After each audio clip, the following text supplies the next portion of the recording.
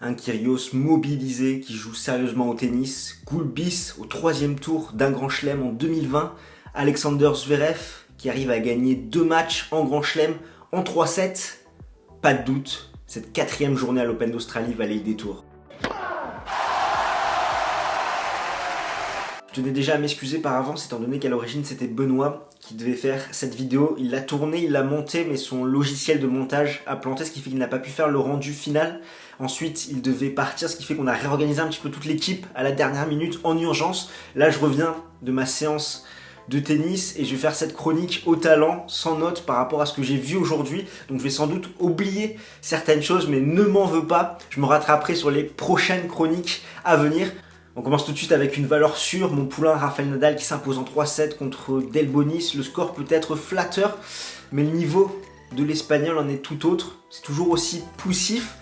En 2020, ça l'a été lors de la l'ATP Cup et ça l'est toujours à Melbourne, étant donné que Nadal joue beaucoup trop court, sa balle peine à dépasser le carré de service, il paraît très lent dans ses déplacements en défense, comme s'il était déjà rincé au bout de 2 semaines de compétition. Je le redis, il n'a pas coupé durant l'intersaison et je pense que là il va en payer les pots cassés. Même si là il peut s'imposer en 3-7 contre des adversaires plutôt faiblards, des spécialistes de terre battue, des joueurs de fond de cours comme Hugo Dellien, Federico Delbonis, voire même Carreno Busta au prochain tour.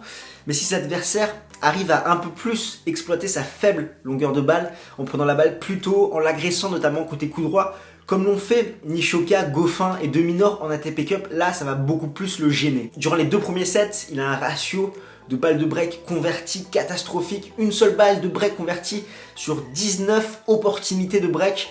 L'Espagnol voulait concurrencer un petit peu Roger Federer qui l'an dernier avait fait la même contre Stefanos Tsitsipas en 8e de finale à Melbourne. Et c'est vrai que cette nouvelle surface, le green set, ne doit pas l'aider. Une surface lente, certes, mais qui a un rebond très bas. La balle, après le choc sur le terrain, ressort très peu les effets, ce qui fait que le lift de l'Espagnol ne prend pas du tout et qu'il ne peut pas faire aussi mal que d'habitude, et ainsi ses adversaires peuvent en profiter. Comme je vous le disais, il retrouvera au prochain tour Carreno Busta qui s'est imposé en 4-7 contre Gojovic, et potentiellement en 8e de finale Nick Kyrgios, l'Australien, qui a fait une copie vraiment sérieuse contre Gilles Simon, même s'il a eu un moment où il s'est déconcentré dans le 3e set, qu'il perd 6-4 contre le Français. On sent vraiment Kyrgios beaucoup plus investi en ce début d'année. Je ne sais pas si les catastrophes qui se passent actuellement en Australie l'ont aidé vraiment à se remobiliser en ATP Cup, hormis ce match contre Bautista Agut où il passe à côté. Depuis le début de l'année, c'est vraiment très très solide pour l'Australien.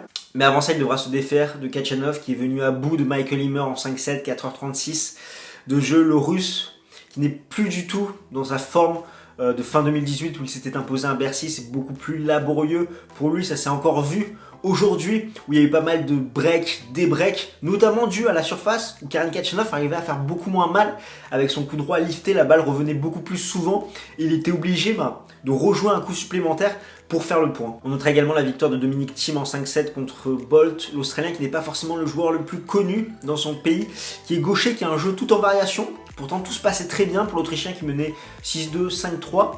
Et Bolt s'est mis vraiment à exploiter un petit peu les faiblesses de son adversaire. Il a été très malin en profitant notamment de sa position très loin au retour pour faire des services très slicés, très courts, faire des services volés. Il a énormément varié. Ça a déstabilisé Dominic Thiem qui s'est fait mener 2-7-1.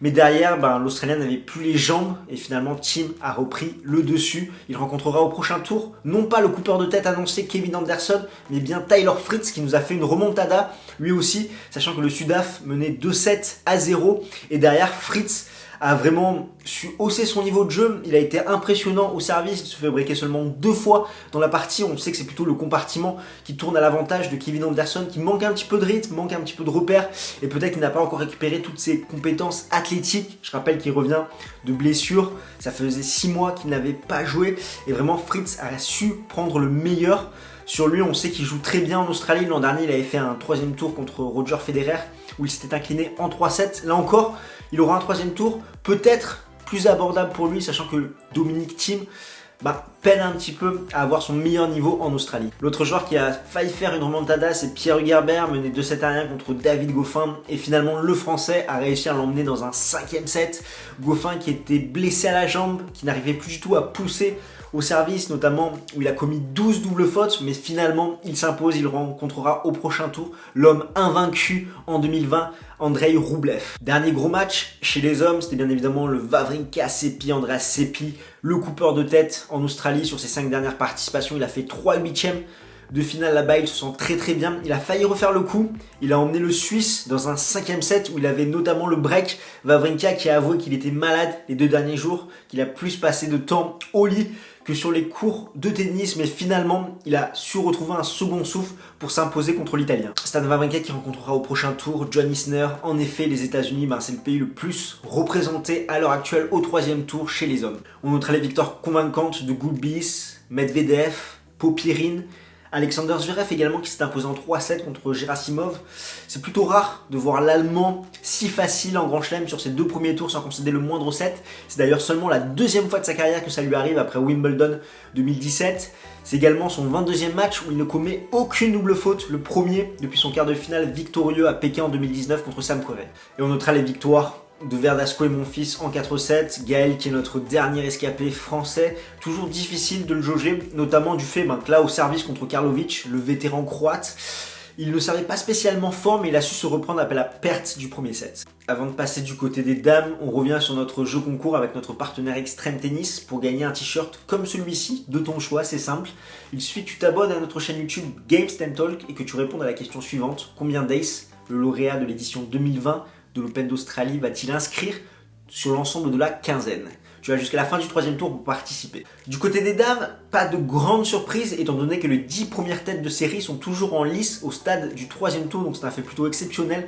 Chez les femmes, on notera les victoires convaincantes de Pliskova, Alep, Svitolina, Kerber, également de Bencic qui s'est imposé en 2-7 contre Ostapenko, la Lettonne qui revient très bien notamment avec le coaching de Marion Bartoli, qui permet un petit peu à sa joueuse de se canaliser, même si là elle a perdu son papa donc c'était compliqué pour elle. La défaite de Danielle Collins, demi-finaliste de l'édition 2019, qui perd contre Putintseva, elle va perdre pas mal de points, pas mal de places, elle a fait la pluie et le beau temps dans cette partie avec notamment 58 fautes directes. Et enfin la DRDDA de Carla Suarez Navarro à Melbourne qui s'incline en 2-7 contre Swiatek la polonaise étant donné que c'est la dernière année de compétition pour l'espagnol. Donc voilà ce qu'on pouvait dire pour cette 4e journée. Encore une fois, désolé, j'espère que tu nous en voudras pas trop. On a essayé de faire au mieux vraiment pour que tu aies un condensé de l'actualité de ce qui s'est passé aujourd'hui à Melbourne. Nous on se retrouve demain pour débriefer du début du 3e tour avec notamment la partie de Novak Djokovic et Roger Federer.